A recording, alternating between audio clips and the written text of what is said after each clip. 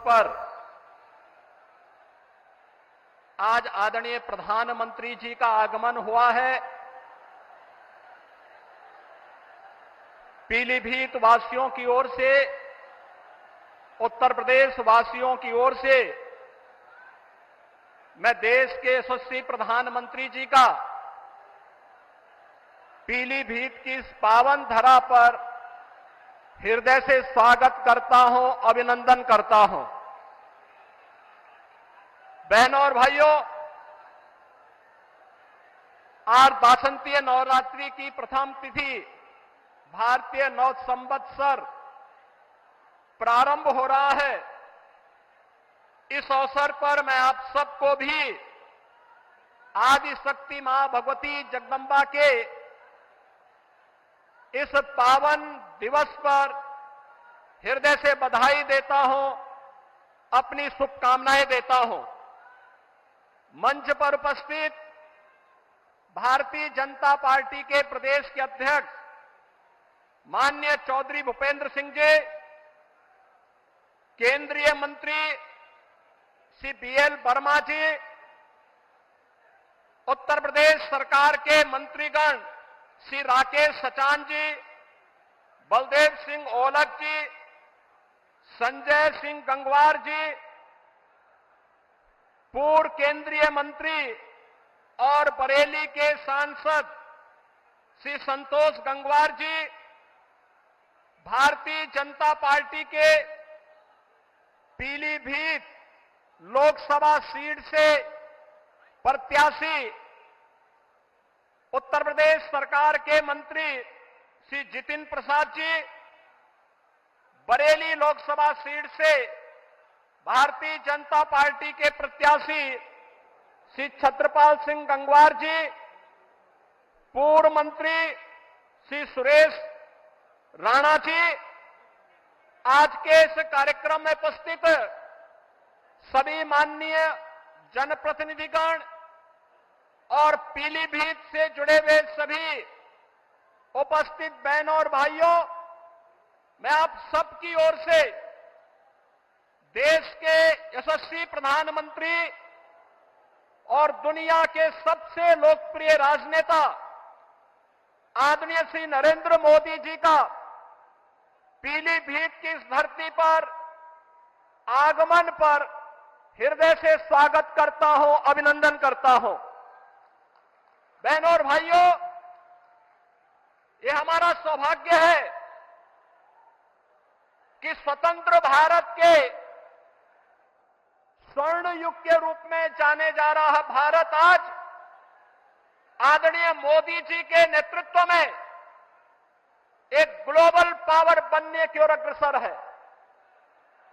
हम सब की आने वाली पीढ़ियां इसके बारे में कृतज्ञता ज्ञापित करेगी। बहनों और भाइयों, आज इस बदलते हुए भारत को हम सब ने देखा है। ये बदलता हुआ भारत, जिस बदलते हुए भारत में सुरक्षा भी है, सम्मान भी है, विकास की बड़ी बड़ी परियोजनाएं भी हैं और गरीब कल्याण की योजनाओं की तो कोई सानी ही नहीं। बहनों और भाइयों, ये बदलते हुए भारत में कभी किसी ने सोचा था कि गुरु नानक देव जी का जन्म जिस भूमि पर हुआ था, कभी वह अखंड भारत का हिस्सा था। कांग्रेस की कुटिल चालों से देश का विभाजन हुआ, लेकिन सिख भावनाओं का सम्मान करते हुए, भारत की उस आस्था का सम्मान करते हुए करतारपुर कॉरिडोर का निर्माण मोदी जी के नेतृत्व में ही संभव हो पाया, जब प्रधानमंत्री के रूप में मोदी जी देश के प्रधानमंत्री बने। बहनों और भाइयों, हम सब इस बारे में जानते हैं कि देश के अंदर गुरु गोविंद सिंह जी महाराज के चार साहबजादों ने भारत की हिंदू धर्म और संस्कृति की रक्षा करने के लिए अपने आप को बलिदान कर दिया था। लेकिन बाल दिवस कोई और ही दिवस मनाया जाता था। हम आभारी हैं आदरणीय प्रधानमंत्री जी के, जिन्होंने 26 दिसंबर की तिथि को वीर बाल दिवस के रूप में पूरे भारतवासियों को देकर के भारत माता के लिए अपना सर्वस्व न्यौछावर करने वाले गुरु गोविंद सिंह जी महाराज के उन 4 साहबजादों के प्रति और उन अपनी कृतज्ञता ज्ञापित करते हुए 26 दिसंबर की तिथि वीर बाल दिवस के रूप में मनाने का निर्णय लिया। और आज पूरे देश के अंदर हर जगह हर ओर यह आयोजन होता आ रहा है। हमारा ये पीलीभीत जहां अपनी कृषि के लिए जाना जाता है, वहीं अपनी अद्भुत कला के लिए भी जाना जाता है। कृषि में गन्ना किसान यहां की मिठास को न केवल प्रदेश और देश में बल्कि दुनिया में पहुंचाने का काम करते हैं। और बताते हुए यह भी प्रसन्नता है बहनों और भाइयों कि मोदी जी के ही नेतृत्व में यह संभव हो पाया कि गन्ना किसानों के गन्ना मूल्य का भुगतान अब समय पे हो पा रहा है। अन्यथा कई वर्ष लगते थे और गन्ना किसान देखता रह जाता था। आज यहां पे सुरक्षा भी है तो समृद्धि भी है। आज यहां पर आजीविका है तो आस्था को सम्मान भी है। कोई सोचता था अयोध्या में रामलला का भव्य मंदिर का निर्माण हो पाएगा? बहनों और भाइयों, अगर ये हो पाया है तो यह प्रधानमंत्री मोदी जी के यशस्वी नेतृत्व में, उनके मार्गदर्शन में वर्तमान पीढ़ी इन सभी कार्यक्रमों को आगे बढ़ते हुए देख रही है। आज के इस अवसर पर जब भारतीय जनता पार्टी के प्रत्याशियों के लिए विकसित भारत की संकल्पना को साकार करने के लिए मोदी जी आपके बीच में आए हैं, 10 वर्ष में बदलते हुए भारत में जो कुछ भी हमने देखा है, बहनों और भाइयों, ये आपके एक वोट की कीमत ने किया है।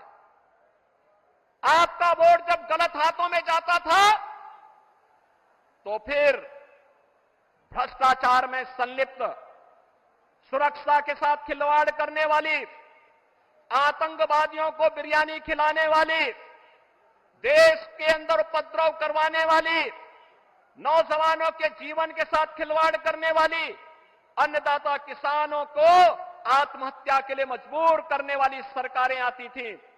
लेकिन 2014 में, 2019 में देश के मतदाताओं ने अपने वोट की कीमत को समझा, मोदी जी के नेतृत्व पर विश्वास किया और बहनों और भाइयों, आज बदलते हुए नए भारत को आप देख रहे हैं, जो आज एक पिछलग्गू राष्ट्र नहीं, दुनिया की एक वर्ल्ड पावर बन रहा है, ग्लोबल पावर बन रहा है। विकसित भारत की संकल्पना को साकार करने के लिए भारतीय जनता पार्टी ने पीलीभीत में जितिन प्रसाद जी को अपना प्रत्याशी बना करके उतारा है और बरेली में श्री छत्रपाल सिंह गंगवार जी को अपना प्रत्याशी बना करके उतारा है। इन सभी प्रत्याशियों के लिए आदरणीय प्रधानमंत्री जी का मार्गदर्शन हम सबको प्राप्त हो रहा है। आज के इस अवसर पर जो भारत की आवाज है, उस आवाज के साथ हम सब जुड़ करके कि फिर एक बार पूरे देश की आवाज क्या है, फिर एक बार, फिर एक बार, फिर एक बार, अब की बार, अब की बार, इस संकल्प के साथ जुड़ करके, लेकिन इस संकल्प की पूर्ति होगी बहनों और भाइयों जब आप चुनाव के दिन पहले 3 घंटे में मतदान करने की दिशा से अपने आप भी और अपने साथ के मतदाताओं को लेकर के जाएंगे। इस कार्य को करेंगे, सभी लोग करेंगे, सभी लोग सहमत हैं। तो फिर मैं इन्हीं शब्दों के साथ आदरणीय प्रधानमंत्री जी का हृदय से स्वागत करता हूं, अभिनंदन करता हूं। धन्यवाद। जय हिंद।